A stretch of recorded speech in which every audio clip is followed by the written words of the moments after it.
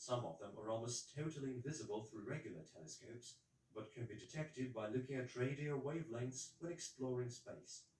An example of such like celestial objects is pulsars, neutron stars spinning on their axes at a mind-boggling speed. These object spectra are peculiar for exceptionally fast and regular pulsations. That is why it is quite easy to detect another celestial body transiting between a radiation source like that and an observer on the Earth. This is precisely the way our next object of interest was discovered. But first we'll be looking at a pulsar which lies around 4,000 light years away from the Earth. This neutron star boasts quite a long name. Here it is on the screen.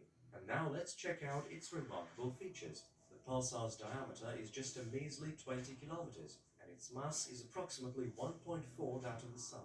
The object spins at an incredible rate, with roughly 10,000 rotations a minute, while continuously emitting powerful electromagnetic radiation impulses.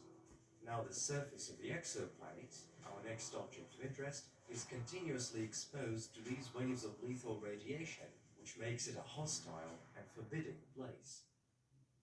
It takes this planet just 2 hours to complete a full orbit around its system's center, and the distance to the pulsar is smaller than the Sun's radius, just 600,000 kilometers or 0.004 astronomical units.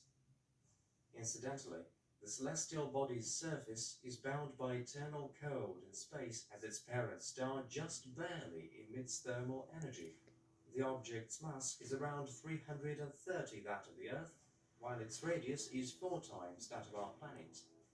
This makes gravity on its surface as much as 20 times stronger than on the Earth. Estimates show the planet's average density to be about 23 grams per cubic centimeter, which is more than most chemical compounds we know. The planet is thought to be made up for the most part of crystallized carbon under a lot of pressure. Besides, the object's upper layers contain some oxygen, which is probably chemically bound with carbon. It is highly doubtful that a celestial body located so close to a star could possibly have survived a supernova event.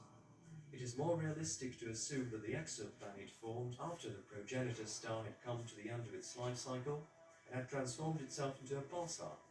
The exoplanet could be a piece of debris left over from a white dwarf whose material would have dispersed for the most part. This makes classifying the exoplanet an especially difficult task. Still, whatever it is, this world remains one of the most dangerous and hostile ones lurking in the depths of the cosmos.